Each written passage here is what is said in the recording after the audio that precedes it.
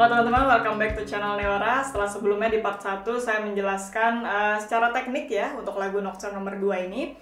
Hari ini saya akan lebih masuk ke detail dan membahas dinamika yang tertulis di partitur.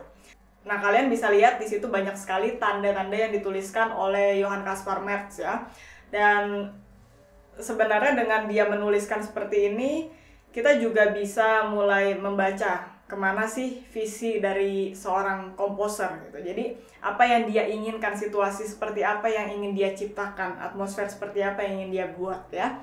Jadi untuk memulainya kita coba lihat dulu di bar pertama itu ada tanda seperti busur di atas not. Nah, itu adalah tanda aksen atau penekanan.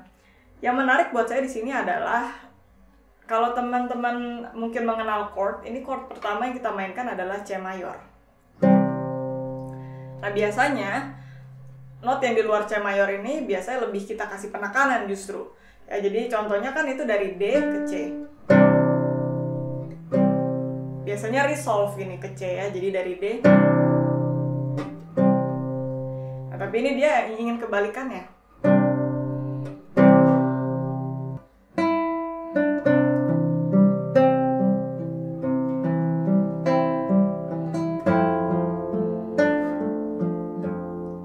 Sama, dia ingin D-nya yang lebih ditekankan di situ.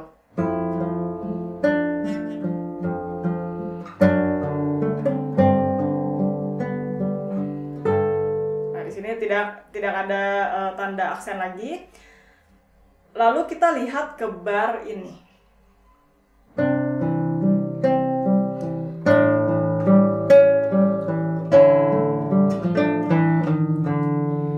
Ada tanda aksen dan ada crash di situ ya, ditulis crash itu artinya crescendo. Semakin lama volumenya semakin besar atau semakin kencang ya. Kenapa ya kira-kira dia taruh di situ? Kalau spekulasi saya adalah ketika dia menaruh tanda cis di situ yang sebenarnya tidak ada di tangan nada C mayor. Nah, ini cis ini kan not yang frame ya, kalau dibilang tuh asing gitu. Jadi dia ingin menekankan bahwa oh ini loh ada sesuatu yang spesial di sini. Jadi dia makanya menekankan ada aksen di situ. Lalu tambah crescendo. Ya. Lalu kita punya kromatik di situ di bassnya. Nah, itu sama juga, dia kasih tanda busur di bawahnya, itu artinya juga sama crescendo. Jadi semakin kencang untuk volumenya. Nah, itu juga sama karena di situ kita punya pergerakan kromatik yang dia ingin highlight, makanya dia kasih juga di situ tanda crescendo. Lalu,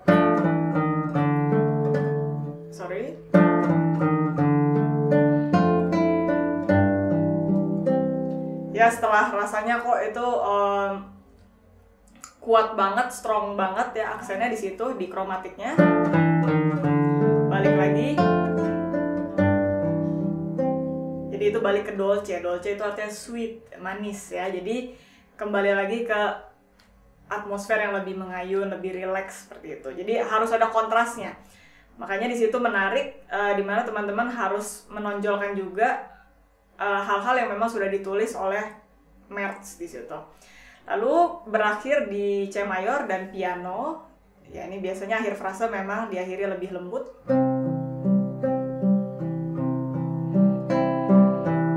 Balik lagi, setelah itu kita langsung coba lihat ke bagian minornya, di mana ada di sini.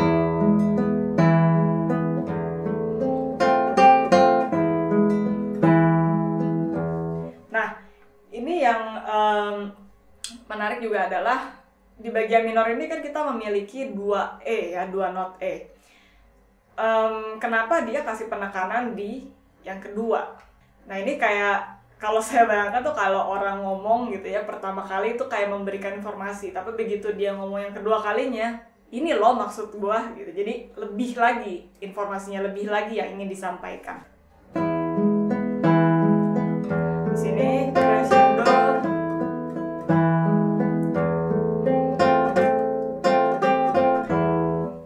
Ya, itu crescendonya jangan malu-malu ya.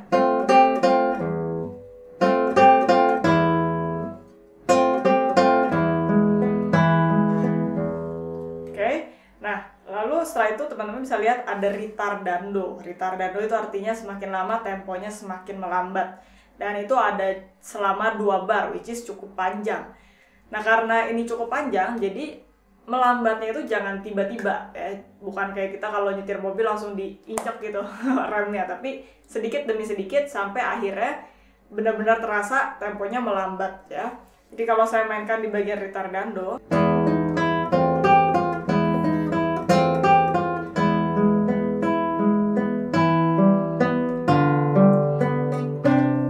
nah itu ada ritardando, lalu ada crescendo juga. Jadi dia semakin lambat tapi dia juga semakin kencang volumenya. Jadi menambah ekstra penekanan lagi di situ. Jadi kalau saya main bar yang keduanya untuk ritardandonya,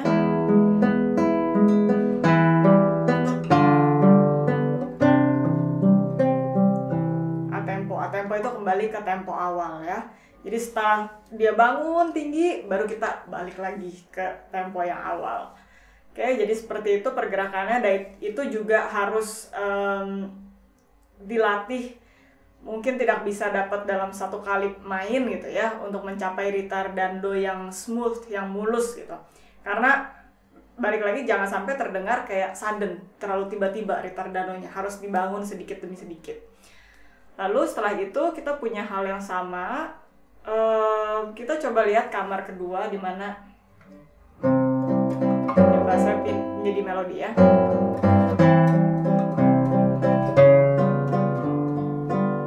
Itu juga balik lagi ke penekanan untuk notot asing. Contohnya di situ kita punya C, lalu ke cis. Ya, jadi cisnya ekstra dikasih penekanan. Ya, itu balik lagi diulang. Setelah itu kurang lebih sama cara mainnya. Nah, yang terakhir ini yang penting. Yang terakhir ini sebelum lagunya habis, kita bisa lihat di situ ada piano, lalu di crescendo. Di crescendo itu adalah kebalikannya dari crescendo. Jadi semakin pelan dari volume suaranya sampai pianissimo. Jadi sangat lembut ya. Jadi seperti kayak mau menghilang gitu sekarang arah suaranya. Oke, jadi kalau saya mainin di baris terakhir,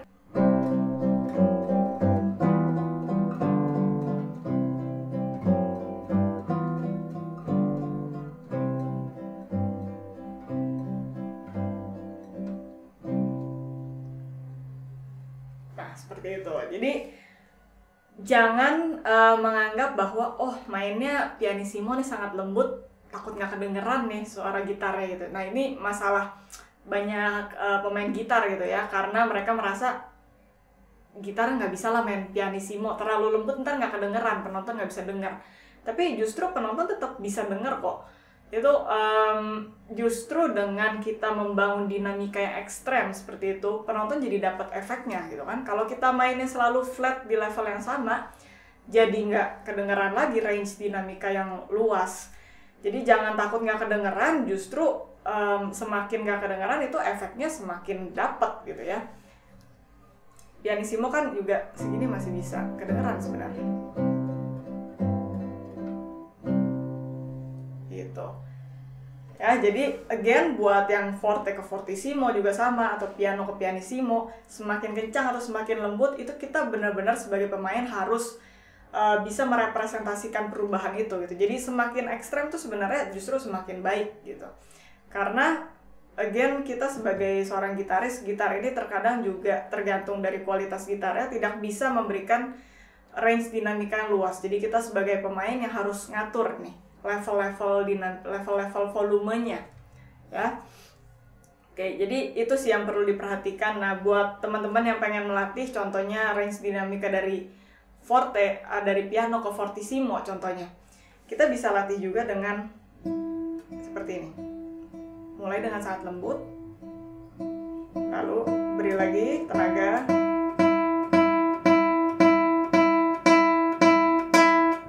sampai sekencang apa gitar kalian bisa memproduksi suara.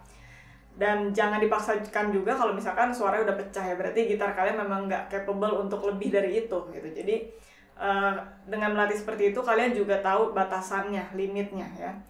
Sebenarnya untuk mainin range dinamika yang besar itu juga skill tersendiri ya, karena kalian main piano sama main forte itu kan tenaga yang dikasih beda. Jadi dengan kalian melatih range dinamika yang besar, sebenarnya kalian juga melatih skill untuk pressure dan tekanan dari petikan kalian itu gitu.